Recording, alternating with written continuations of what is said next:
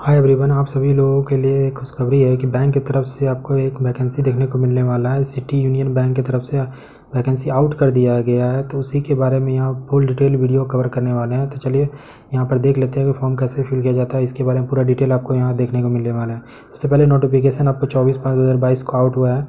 इसका फिलिंग का डेट आपको 3/6/2022 तक रहने वाला है। यहाँ पर आपको देख रहे हैं एग्ज़ाम का नोटिफिकेशन सुन लिखा हुआ है। उसके नीचे आपका यहाँ पे एग्ज़ाम का जो भी डिटेल है, यहाँ पे अप्लाइंग का कोई फ़ी वगैरह नहीं लग रहा है। सबसे बड़ी बात तो ये है। इसका एज आपको 22 से लेकर 27 साल तक के बीच में देखने को मिलने वाला है। मैक्सिमम एज इसका यहाँ ये दिया हुआ है। उसके बाद आपका बैचलर डिग्री होना चाहिए इसमें। यहाँ पे मास्टर डिग्री 60% मार्क्स मांग रहा है इसमें। 60% आप देख लीजिएगा, 60% चाहिए इसमें। इसके बाद अगर आप देखना है तो इसके नीचे सेंटर दिया हुआ है कि लोकेशन कहाँ रहने वाला है। लोकेशन रहने वाला है Kerala, Karnataka, Andhra Pradesh, Telangana, Maharashtra, Gujarat and other north state में आपका लोकेशन रहने वाला है। तो वैकेंसी का डिटेल यहाँ पर देखना। चलिए तो सबसे पहले हम इसको अप्लाई पे क्लिक करते हैं, अप्लाई करते हैं सबसे पहले। तो यहाँ पर अप्लाई पे क्लिक कर लिए। अप्लाई पे जैसे आप क्लिक करते हैं तो 7 स्टेप तक यहाँ पर जाना है। जैसे देख पा रहे हैं, पहला में आपको रजिस्ट्रेशन करना है, दूसरे में पर्सनल डिटेल डालना है, तीसरे में एजुकेशन डिटेल डालना है, फोर्थ में आपको लोकेशन डालना पड़ेगा, 5 में आपको एम्प्लॉयमेंट डिटेल डालना होगा, 6 में रेफरेंस डालना होगा और अदर डिटेल्स 7 में डालना होगा। ये सारा स्टेप आपको कवर करेंगे। चलिए इसी वीडियो में। चलिए पहला स्टेप देख लेते हैं। सबसे पहले आपको पहला स्टेप में फुल मतलब नेम आपको भरना है। यहाँ पर नेम पहला हो जाएगा फर्स्ट और लास्ट नेम भरना है। फिर डेट ऑफ बर्थ भरना है।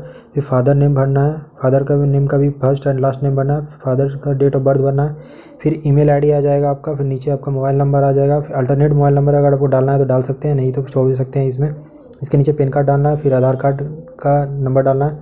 ये सारा आप चीज़ फिल करने के बाद save an email the link पे क्लिक करिएगा तो ईमेल आपको ईमेल आईडी इसमें डालकर सेंड करना होगा। मतलब वेरिफिकेशन के लिए एक बार आपको लेगा।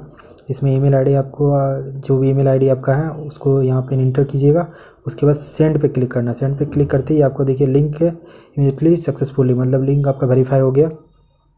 लिंक वेरीफाई हो जाने के बाद उसके बाद अगला स्टेप आपको फिर लेना है सेकंड स्टेप के लिए आपको नेक्स्ट पे क्लिक करना है। जैसे ही हम नेक्स्ट पे क्लिक करेंगे सेकंड पेज में आप चले जाएंगे।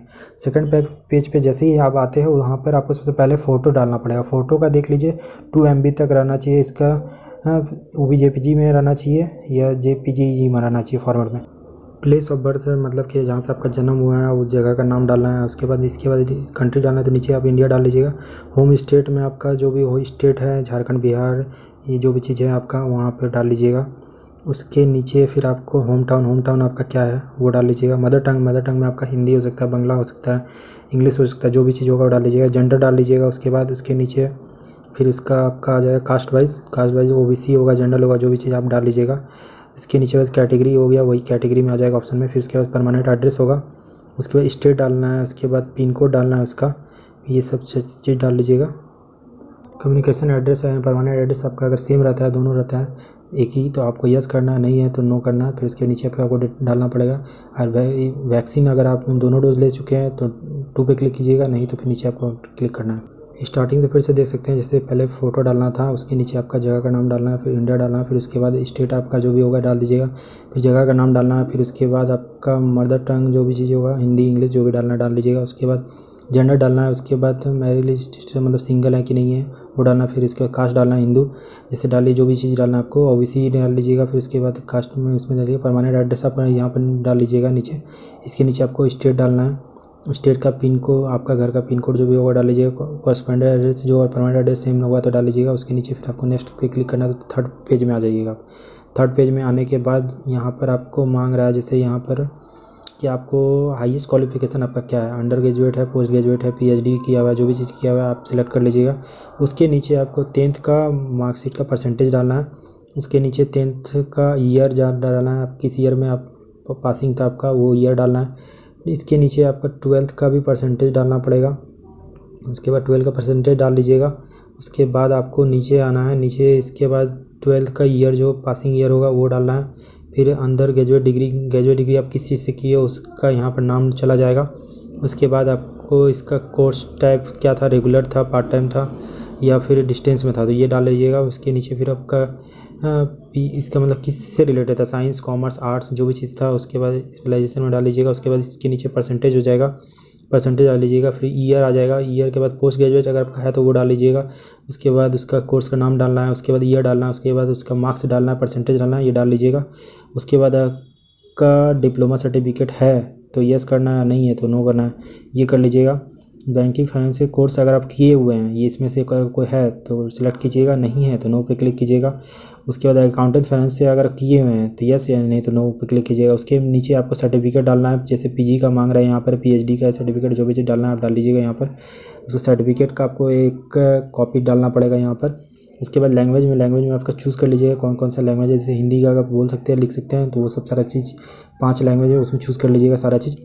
उसके बाद 4th स्टेप में आप आते हैं। 4th स्टेप में आपको बोल रहा है वर्क, मतलब इंडिया में वर्क कर रहे हैं तो यस या नो, मतलब इंडिया में वर्क करना चाहते हैं यस या नो करना है तो यस पे क्लिक कर लीजिएगा। उसके बाद आपको 5 स्टेप में आ जाइएगा। 5 स्टेप में आते ही आपको यहाँ पे एक्सपीरियंस एम्प्लॉयमेंट डिटेल डालना है यहाँ पर।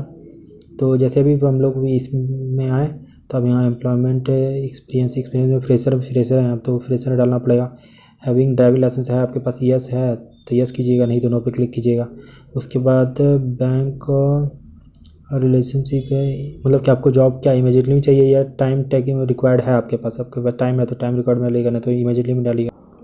इसके नीचे आपको रिज्यूम का एक कॉपी भी मेंशन करना होगा। उसके बाद नेक्स्ट कीजिएगा तो उसके बाद आप रेफरेंस में आ जाइएगा। रेफरेंस में आपको 2 रेफरेंस डालना पड़ेगा यहाँ पर, एक फर्स्ट में एक सेकंड में, तो दोनों में अलग अलग आपका 2 बंदे का ज़रूरत होगा, जिसमें आपका फैमिली मेम्बर नहीं रहना चाहिए, जिसमें फादर मदर फैमिली रिलेटिव नहीं रहना चाहिए, मतलब जो भी चीज़ हो, जैसे प्रोफेशन में हो जॉब कर रहे हो उनका रेफरेंस आपको यहाँ पर लगने वाला है।